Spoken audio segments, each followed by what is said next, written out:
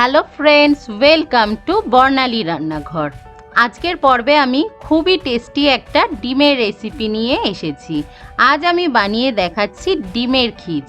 এই রেসিপিটা বানাতে মাত্র 5 মিনিট লাগে, ঘরে থাকা সাধারণ কিছু উপকরণ দিয়ে, আর ভাত, রুটি, লুচি সব কিছুর সাথে ভালো লাগে। ডিমের খিচ বানানোর জন্য আমি ব্যবহার করছি সর্ষের তেল। এই রান্নাটায় তেলটা একটু বেশি দিলে ভালো হয়। আমি 4 টেবিল স্পুন সর্ষের তেল গরম করে দিয়ে দিচ্ছি 1 চা চামচ আদা কুচি আর 1 চা চামচ রসুন কুচি। লো ফ্লেমে আদা রসুনটাকে হালকা একটু লাল কালার করে ফ্রাই করে নেব।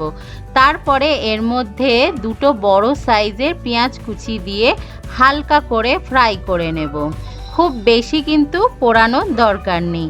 যখন এটা হালকা ব্রাউন কালার হয়ে যাবে ঠিক এই রকম, সেই সময় এর মধ্যে দিয়ে দিতে হবে একটা বড় সাইজের পাকা টমেটো।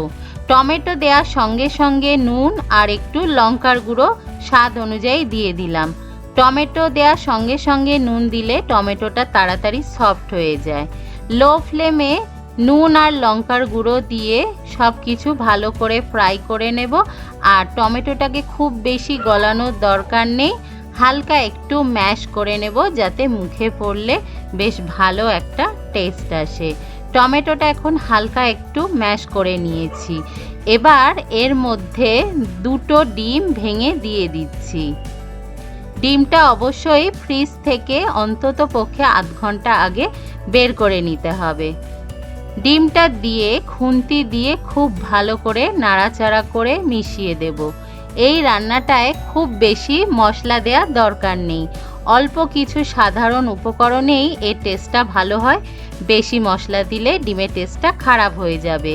পুরো রান্নাটা লো ফ্লেমে আমি করে নিলাম, ভালো করে নাড়াচাড়া করে নিচ্ছি। এবার দেখুন খুব সহজেই তৈরি হয়ে গেছে। এর মধ্যে আলাদা করে ধনেপাতা মেশানোর দরকার নেই, এমনিতেই এর টেস্টটা খুবই সুন্দর। এবার আমাদের ডিমের খিচ গরম গরম সার্ভ করার জন্য একেবারেই রেডি। খুবই তাড়াতাড়ি চটজলদি 5 মিনিটের মধ্যে এই রেসিপিটা বানিয়ে ফেলা যায়। আমার আজকের রেসিপিটা যদি আপনাদের ভালো লাগে তাহলে লাইক করবেন, কমেন্ট করবেন আর শেয়ার করতে ভুলবেন না। দেখা হবে আবার পরের রেসিপির সাথে। সবাই ভালো থাকবেন, ভালো খান, সুস্থ থাকুন। বাই।